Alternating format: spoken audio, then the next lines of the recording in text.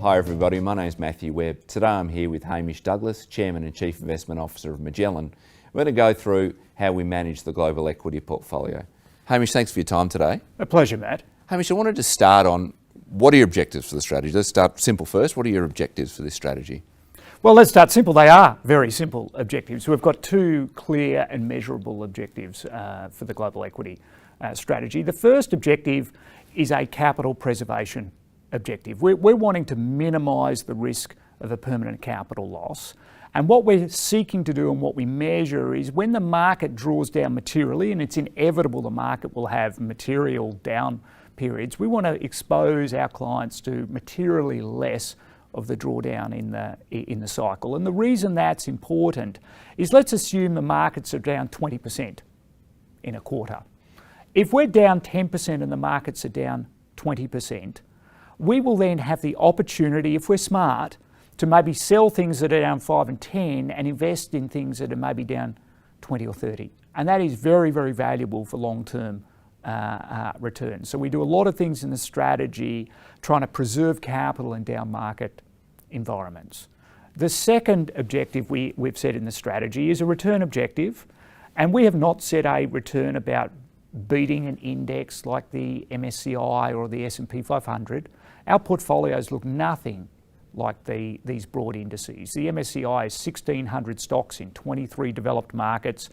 We're typically owning a portfolio of about 25 names in some very, very high quality areas. So we don't look like that market. So what are we trying to achieve?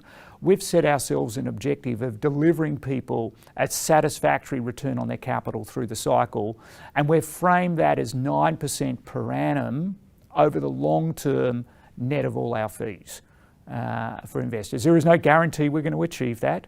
Since we set the strategy up, we have achieved those returns. And we're not saying if the markets are down 10%, we're going to be up +9 in that particular year. If the markets are down 10 or 20, we will probably be down in that year. We look at it on average, and people should really be thinking of sort of 5 to 7 years here in terms of investing in a strategy like ours. I'd like to turn to process now. Can you talk a bit about the bottom-up stock selection versus the macro components of the process? Well, in terms of the bottom-up stock selection, we're looking to put together a portfolio of very, very high-quality businesses. We have a tagline, invest in the world's best. Our portfolio is about investing in a concentrated portfolio around 25 names of the world's best companies that earn very high returns on capital, but very importantly have deep and very long-term competitive advantages that protect these excess returns. It's something that Warren Buffett would refer to as an economic moat around them. So we've got a team of around 30 analysts who do an enormous amount of work identifying these companies, thinking about all their competitors and what the threats to their businesses are, and but very importantly doing projections of earnings in the future so we can do valuations on those companies. So any company we buy, first of all, has to meet our quality criteria, and then it has to meet our valuation criteria around our return objectives. So we won't put anything in the portfolio that does not meet those objectives in terms of quality and also the returns we are seeking. Macroeconomics is very important to us. There's a number of long-term macroeconomic questions and maybe shorter-term macroeconomic questions. We're wanting to invest where the winds are blowing. So we're asking ourselves, where is the structural growth in the world? Often that's a macroeconomic, it could be a housing cycle, it could be what's going on in payments at the moment, it could be a technology question, it could be an economic growth question in a country like China and what's happening to their middle class. They're macroeconomic questions we're trying to ask ourselves because we want to be positioned around structural growth. In the shorter term, we have something called macro event risk management. So we're really trying to think about what risks we are exposed to maybe in the next 12 or 18 months. So the market's pricing in the trade war at the moment. What do we think is going to happen with trade at the moment? You know, we launched this just before the financial crisis back in 2007. We were thinking about the risks in the world, and therefore we may hold more or less cash in the portfolio or change our risk profile in the portfolio for those sort of short-term sort of event risks that we may see in the market and how we think the markets may be pricing them. So one's sort of a long-term sort of structural long-term structural sort of growth element. Interest rates would fall into that. Where do we think the long-term trajectory of interest rates are going? A very important long-term question. And then really sort of mitigating risk in the shorter-term cycle. Just finishing on sort of the final components of the process, so portfolio construction and risk management. Can you tell us about how you think about that? Yeah, we think about it in a multifaceted way. The first thing we do is we actually run two different portfolios in the strategy. I think of it like a football team.